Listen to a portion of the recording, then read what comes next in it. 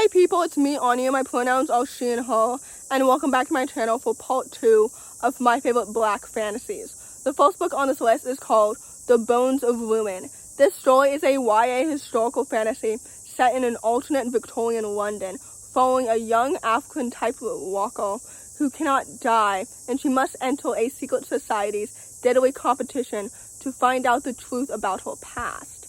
I don't know if that made any sense. But basically, the story is absolutely so excellent, and it's so well done. The world building was so atmospheric and so clever and just so good.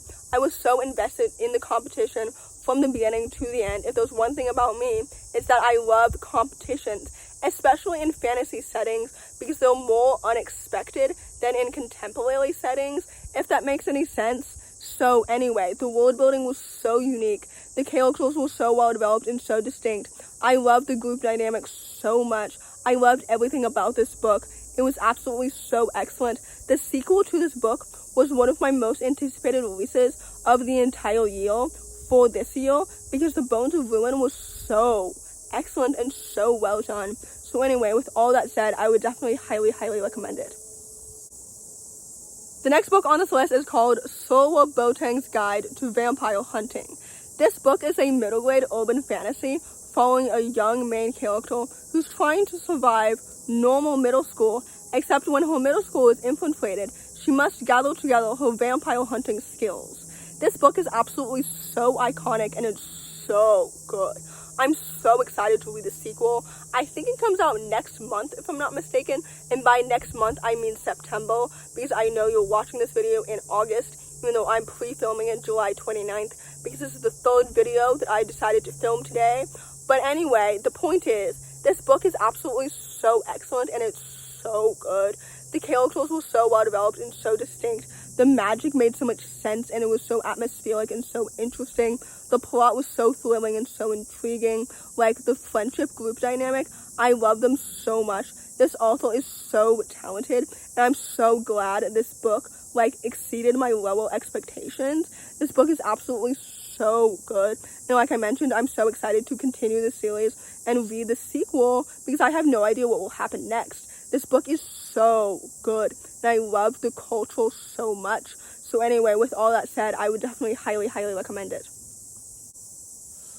The next book on this list is called Etta, Invincible. This story is a middle-grade urban fantasy following a young black disabled main character who gets caught up in a fantastical adventure on a train. This story is absolutely so excellent, and it's so well done. First of all, the disability representation was so good, and it was so natural and casual, and I just really enjoyed it. The characters were so well developed and so distinct. The world building was so cool and absolutely so unique and so magical and so well done. This book is absolutely so fantastic, and it's so imaginative, and I just really enjoyed it. The friendships were so lovely and so wonderful. This book is absolutely so underrated, and I really enjoyed it so much. I did start this book for the disability representation because I was so excited to read a book about a main character who's disabled and a person of color, because the majority of the books that I read about that have disabled main characters, the main character is often white, But with that, aside from the great disability POC representation, the story is so excellent, and it's so good. This book is not only diverse, but it's also excellent and well developed and well paced in every other element too. I don't know if that makes any sense, but basically overall, this book is absolutely so excellent, and it's so fantastic. And with that said, I would definitely highly recommend it. The next book on this list is called Root Magic.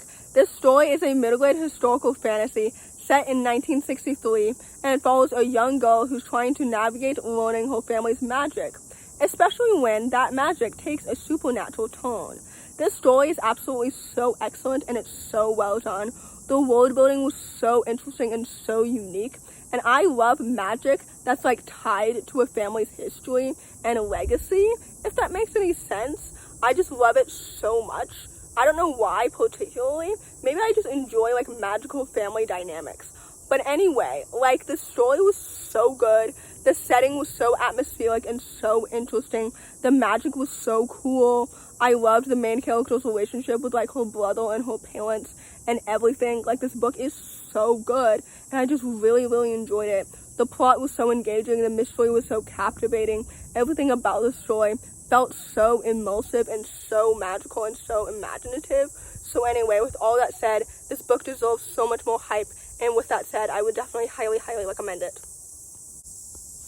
The last book on this list, and certainly not the least, is called The OK Witch.